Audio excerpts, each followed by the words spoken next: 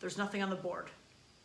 Well, no, there's something on the board, but it's from last night, and I did a whole thing. I did a whole talk, and I told a couple stories that I felt embarrassed about, and then I rejected myself, and I was like, no, nope, you're just gonna have to toss that one, which I've never done. I actually, every thing I record goes out.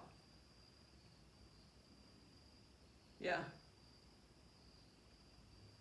It'd be nice to edit some things, I guess, especially like space or when I go off on a trail, but I don't know, I feel like it's all part of the process. So last night I was talking about validation and the feeling of being accepted or belonging and the things that we do in order to do that.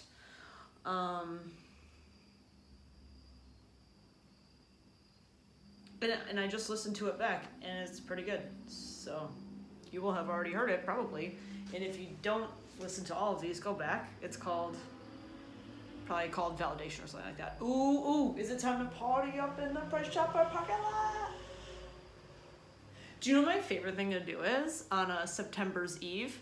Is get into my car or my crotch rocket and go super fast down residential streets that have stores on them. I mean, it's not like a city street, really, because there are traffic lights, but then we're right on the edge of traffic lights and stop signs. And so I feel like maybe go do that on the thruway or something. If you want to go really fast and make a lot of noise, go on the thruway. That's where I go fast, because that's where you're supposed to go fast. God. I don't know what to talk about. I wanted to tell the truth on myself that I felt embarrassed about stories. Who cares? It's over now. What do we do today? Me and Christina hiked in the Catskills. That was good. To do a hike that was just fun. I think I sweat my whole body weight, which is weird. Oh well. We can talk about this. There was not one, but 2 fucking plane crashes on this hike. And I got to her place and she was like, so that we could take this one route and you only see 1 plane crash, and this other route you see 2 planes. I'm like, I was not aware of any planes. I don't know about this. So I was like, well, 2, duh. I mean, it's like not even adding hardly any time or anything. Not making it more difficult, not making it more terrible. Just like, let's add on this fun thing. So the first one was like parts of a plane, like pretty big. Biggest parts of a plane I think I've ever seen before in a crash. Like the parts on Wright Peak in the Adirondacks is like, you wouldn't even know it was from a plane unless, you heard about it beforehand. It was just like little pieces of metal. So this was, pretty big. Like you could see a big part of the engine and, I don't know, some like probably parts of the wing. And then here's like the trail, and then over on the other side of the trail was like another big piece. But it was like a little eerie, but not that much. And then the second one, you had to go off the trail, and we were having a hard time like getting the right spot, and she happened to grab Signal, and she went to this one website that had shown pictures of what it looked like with like a better description. And she zoomed in and she was like, oh my God, we have to find it. So, because it was like a good portion of the plane. So we, read the description, we find it in like no time after going like the wrong way before. And it was just like, I saw in front of me, I saw white, but I thought it was maybe just birch trees because I don't wear my glasses and my vision's not great for distance. But then I opened my eyes and I'm like, holy shit, that's it. And it was like, so the Catskills are very bouldery. So we're here and it's like just like a, fucking part of a mountain in the woods. The tail of the plane was just like right there. So like the back end and then the tail wings. It's like a small guy, little guy, not like a passenger plane. And then up is another big part, and the wings. It's like so much of the plane. It was broken in half, and then like pieces missing, but then like pieces everywhere, like everywhere.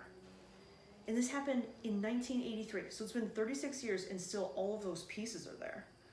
I just wasn't expecting much, because like I said, the right peak, people take shit. And they're like, oh, I want to have part of this thing. Like, no, just fucking leave it there. I want to have part of that plane too, but it's not mine. But I'll pick up the plastic water bottles that people have left there, because like that doesn't belong there. This was an accident, and it felt like it had been respected, and I could feel that. Like, no, that would be wrong. This has been preserved this way. There's something sacred about this. And I just got this feeling of stillness, of nothing. Like, nothing.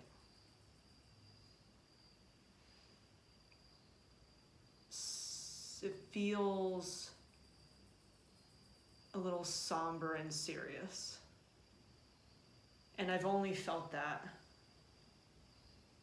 a couple times before. Like I felt that when I saw Dan, when he was dead. It's like the absence of life. You could feel the hollow shell. Yeah. And then one time I remember driving down Central Ave, and there had been a motorcycle accident, and you could see the fucked up bike, and the ambulance was either there or had already left, but I felt it then too. Like I knew instantly, like that person just died. I didn't even see them. You can just feel it in the air. And either you know what I mean or you don't. Why am I talking about that? Oh yeah, so it just felt like eerie is a good word. Not like scary, like a little bit. Not like anyone's gonna come out and get you like a zombie. Remind me to tell you, well, there's nobody here, but I want to tell the thing about the zombie and being a runner.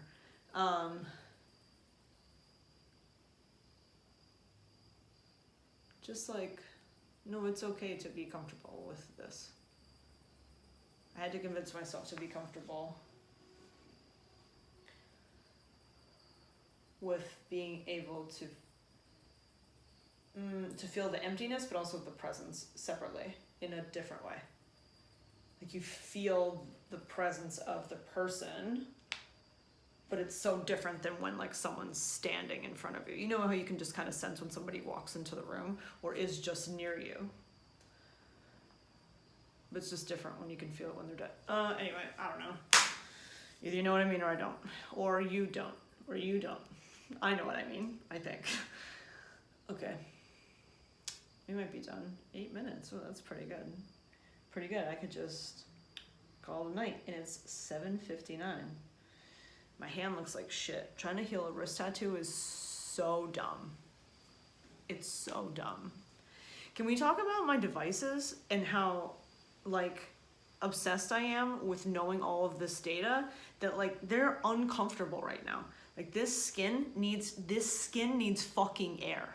All of the skin needs air. I just need to be fucking aired out, man.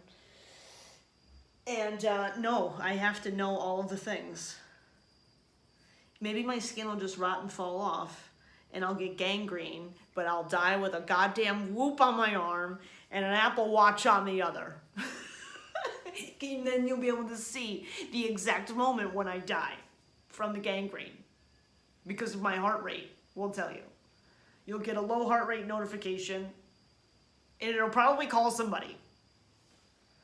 Well, there's an emergency contact in there, so if you fall down and it asks you if you're okay and you don't answer, or you say, no, I'm not okay, it calls your emergency person. It's only ever asked me once, and I've fallen like a couple times, and I do CrossFit, which is like, you know, sometimes you're jumping on things, like with impact.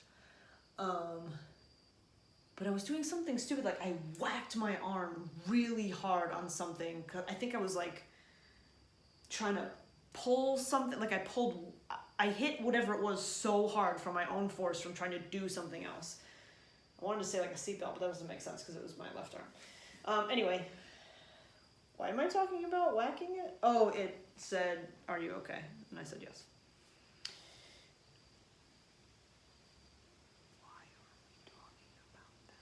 Oh, you'll be able to know. You'll be able to know the exact moment when I died because I'll have 2 devices to tell you when my heart rate changed and like when it stopped. Down to the second. Well, I bet you that makes crime solving a little bit easier. I'd like to see Law and Order with the implementation of fitness trackers as part of the figuring out of the crime. It's probably already happened, I bet. Probably in real life, because you know, it's like cell phones track all of your things. People are all, turn this off. I'm like, no, turn all of it on. Track all my shit. Track it all of it. All my quadrants at all the times. What am I doing? Where am I going? I want to know about this. I know that information is being used against me, or at least not against me, but to sell something to me. Okay.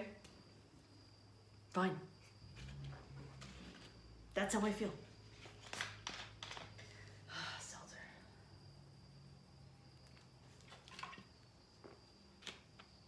I think we're done here. Yup. Top in the evening to you. See you next time.